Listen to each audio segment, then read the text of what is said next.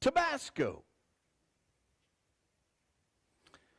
That's what he wore laying there in his casket. On his tie, it said Tabasco. I'll never forget that. 30 years ago, there he lay peacefully, a man full of energy and humor. He and his son introduced me to the Apple Dumpling Gang. It's a good show if you haven't seen it. He used to give me shots at the hospital, but he made me laugh while he did it. I'll never forget my mother walking into the room and saying, "Nathan, TJ's dad passed away." Before too long, I learned what it meant to prepare for a funeral as a child, to put on the right clothes, to go to a visitation. And I bet you're like me, that every time you go to a funeral, if you have lost a loved one, that goes with you, doesn't it?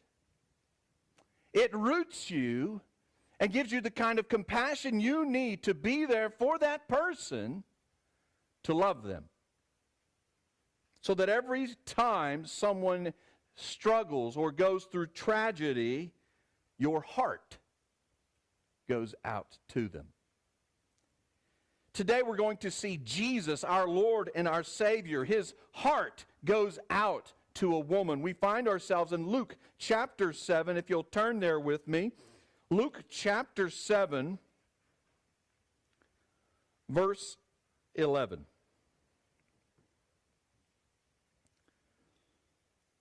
Soon afterward, Jesus went to a town called Nain, and his disciples and a large crowd went along with him. As he approached the town gate, a dead person was being carried out, the only son of his mother, and she was a widow. And a large crowd from the town was with her. When the Lord saw her, his heart went out to her, and he said, "Don't cry." Then he went up and touched the bier they were carrying him on, and the bearers stood still. He said, "Young man, I say to you, get up." The dead man sat up and began to talk, and Jesus gave him back to his mother. They were all filled with awe and praised God. "A great prophet has appeared among us," they said. "God has come to help his people." This news about Jesus spread throughout Judea and the surrounding country.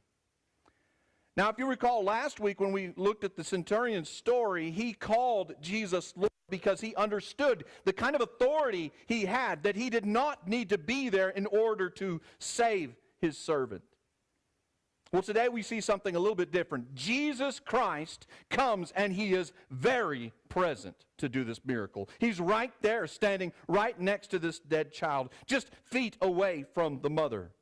And because of that, we see the master of all things care about a widow in the town of Nain. I want you to just go back there and just think as if you were there for a moment. Immediately, as you're sitting there watching this, he says, "Get up," and he sits up immediately. Can you imagine the gasps that were heard in that crowd?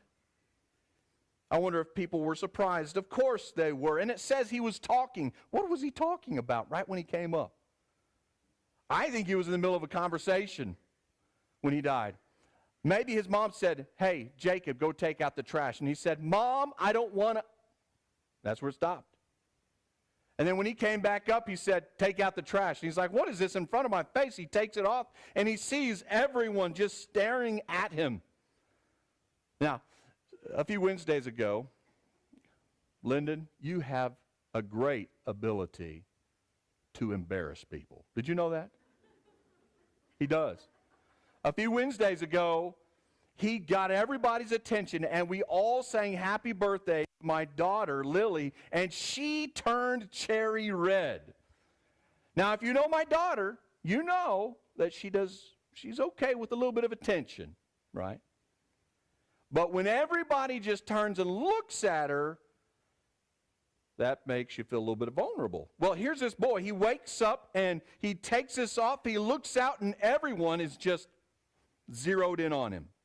Jesus, all the strange followers of Jesus, all the people of Nain, many he probably knew, some of them he did not. It's a small town. They're all out there. And there's his mother surrounded by all these women, and they're all gawking at him, and he's just like, he looks around, he's like, I'm in a cemetery. What is going on? And it says Jesus gave him back to his mother.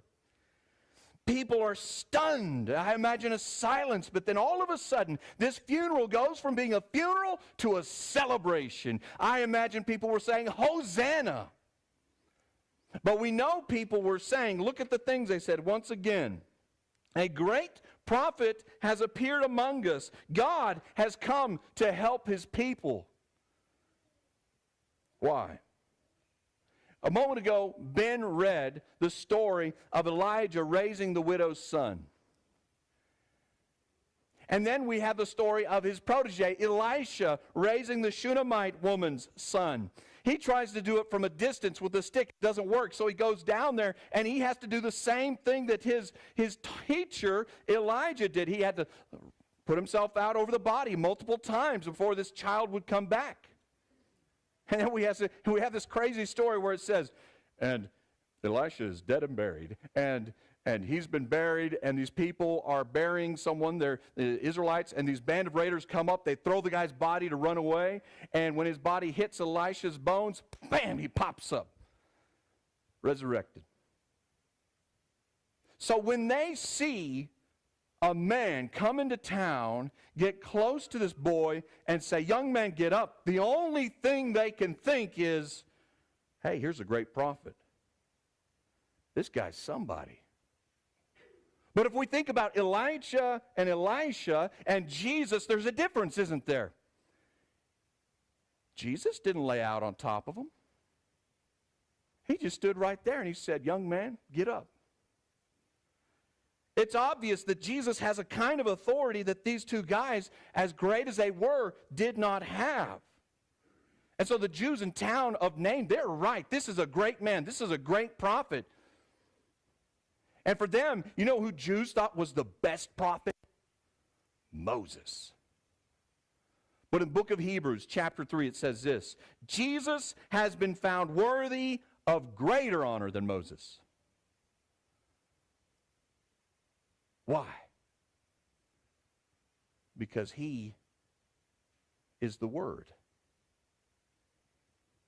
One of the great things we do here is we have a Wednesday night study, and Lee led us last Wednesday night to think about what was going on before creation. And there are several scriptures in there talking about how Jesus Christ has always been.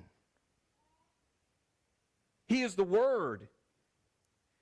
That's why Hebrews chapter 3 verse 3 says, just as the builder of a house has greater honor than the house itself, so is Christ greater than Moses. Moses might be a great prophet, but Jesus, he's the place the prophet comes from. Amazing. All creation made through him, for him, by him. And it brings these people to this realization when they see this. Not only is he a great prophet, they say, man, God must be among us. We're no longer alone. Maybe the Roman occupation will stop.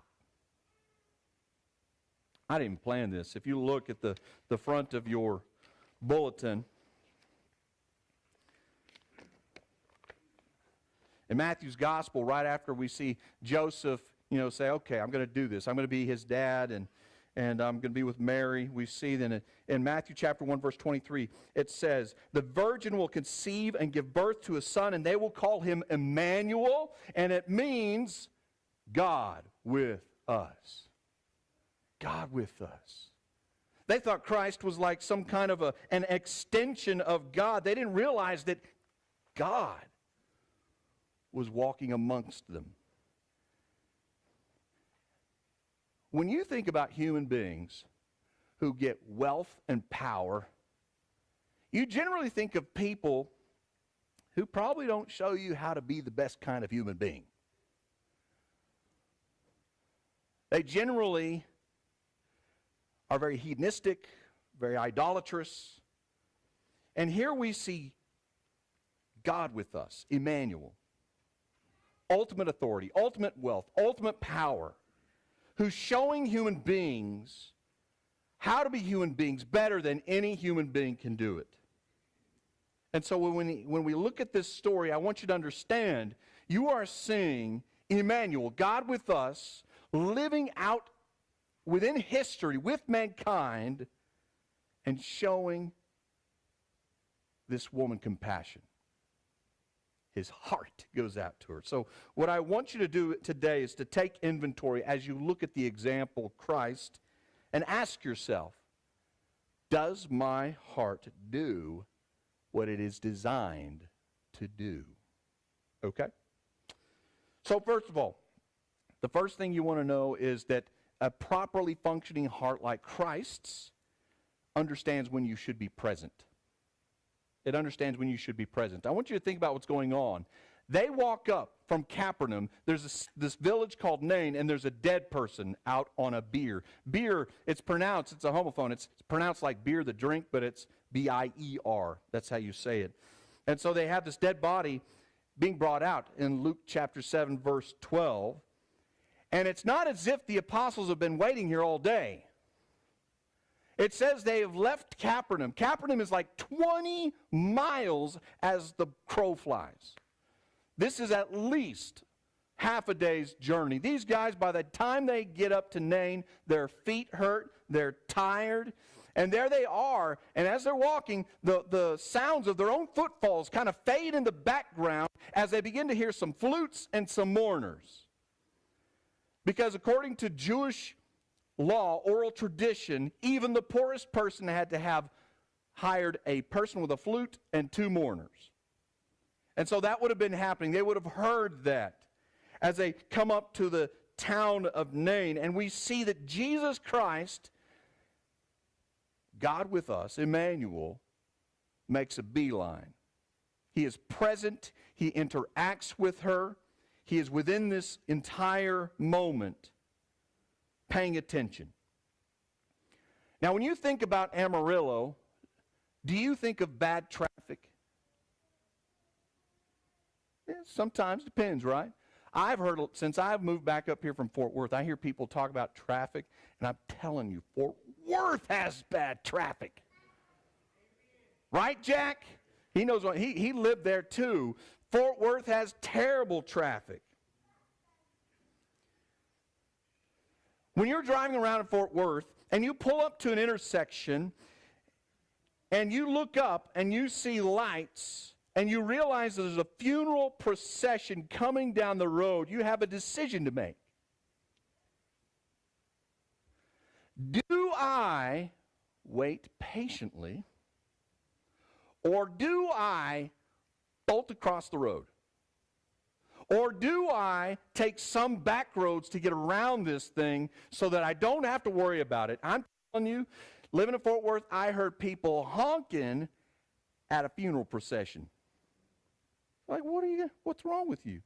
I saw people jump in the funeral procession line to use the police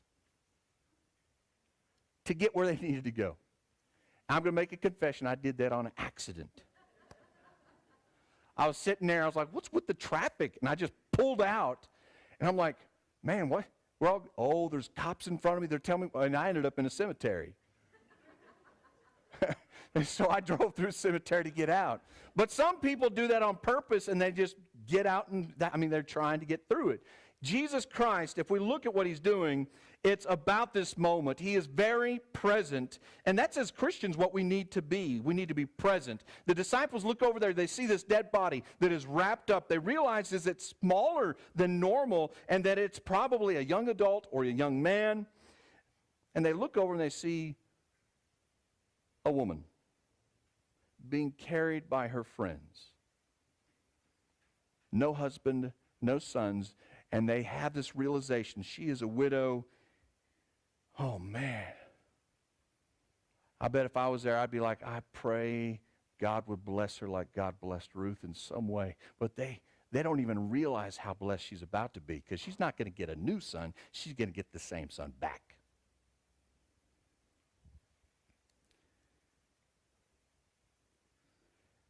As far as we know, this person has never met Jesus, and he takes the time to be present because a properly functioning heart wants to be present with people as they're struggling.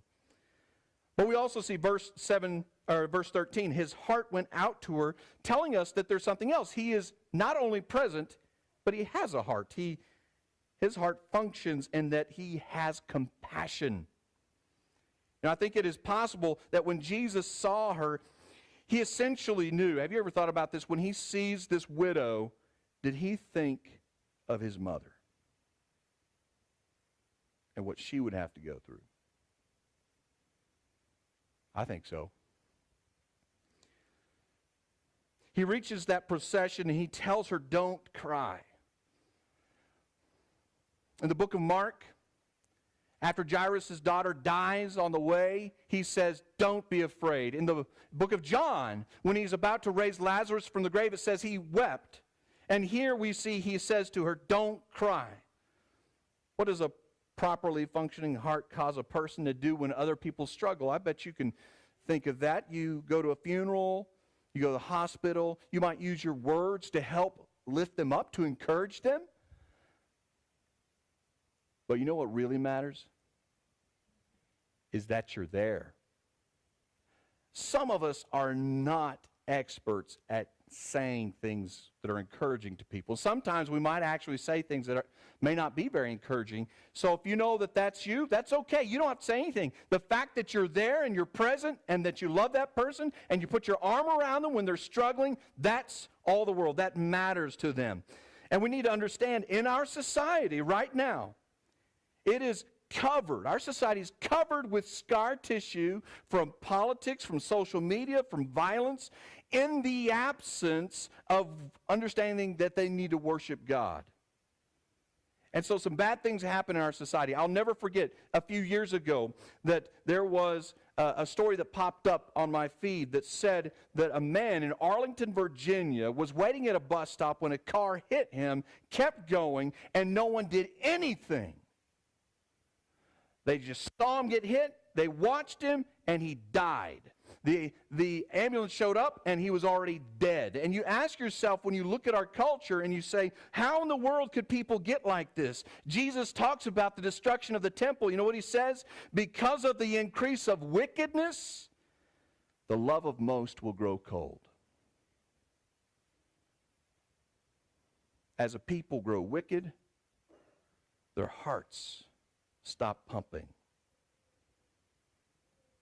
No legislation, no president can fix that problem. Only Jesus can.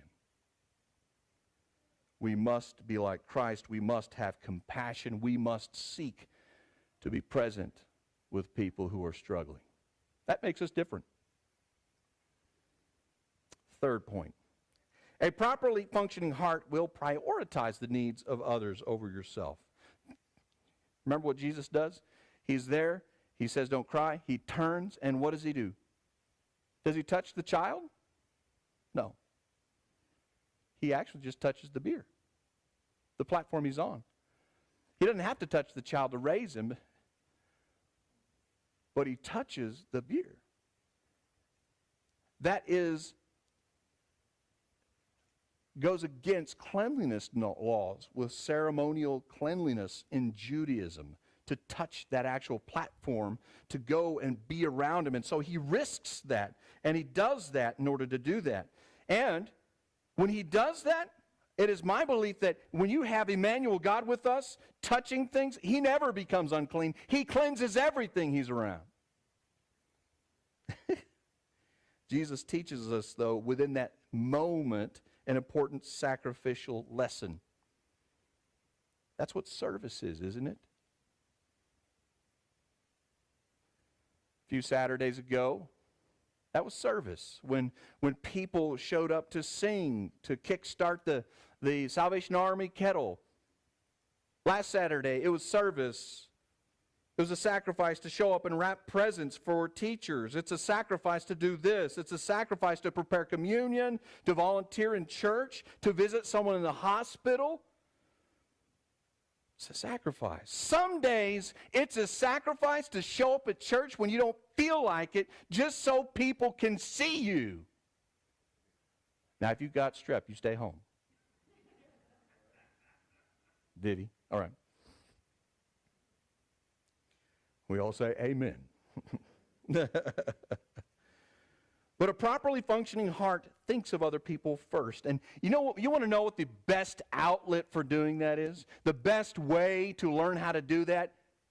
Church.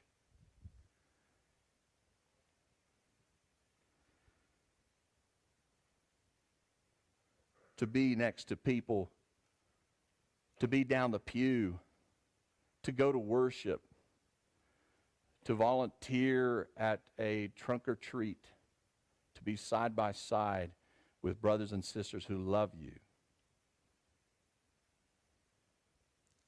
to be present, compassionate, and sacrifice, to follow Emmanuel, God with us, who shows us how to properly have this functioning heart in this story. We need to understand that the best place to do it is really practicing here at church, and it prepares you for doing it in other places. And you can't really do it if you're just a spectator. When we look at this story, do people react positively? Yeah, they do. Well, he just raised a kid from the dead. Of course they react positively, Nathan. It's a miracle. You know what else causes people to react positively? When Christians' hearts are properly functioning like Jesus, when they're present, compassionate, and they sacrifice, the world gets to witness Emmanuel, God with us in our lives. They get to see the results of the empty tomb in your life. One of the saddest prophets was Jeremiah. He saw an entire generation turn away from God. How bad? He actually saw them sacrificing their children as if it were a good thing. He said, "The heart is deceitful above all things and beyond cure. Who can understand it?" God understands it. And I think if you're really honest with yourself today and you look at your heart, you can see a glimmer of that truth, even though he knows you better than you do. Is your heart properly functioning? Are you present? Are you compassionate? Are you sacrificing? This time of year, one of the things kids love is, I don't know if you've ever heard of it, the Elf on a Shelf. Anybody ever heard of that? Elf on a Shelf, yeah. This is what Todd Brewer wrote in an edition of The Mockingbird. He wrote, "Happy holidays, happy Advent, happy elf on a shelf. Ha! There's nothing happy about that elf reporting every misdeed back to the big man at the North Pole. This week, my daughter told me that her class's elf on the shelf carries a Bluetooth Santa cam, as if to make the big brother's surveillance even more explicit. Perhaps it's all fun and games, but the all-seeing Santa of the holidays can feel eerily similar to the Eye of Sauron."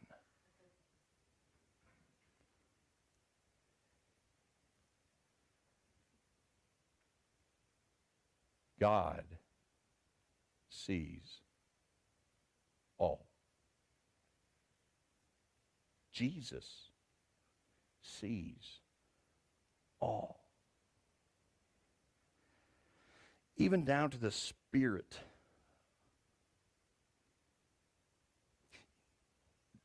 Our religion is not some elf on a shelf religion where we sit back and we watch everything transpire. Jesus Christ left everything behind. He got off the shelf to live with his creation. To be present and compassionate and serve. We should do the same.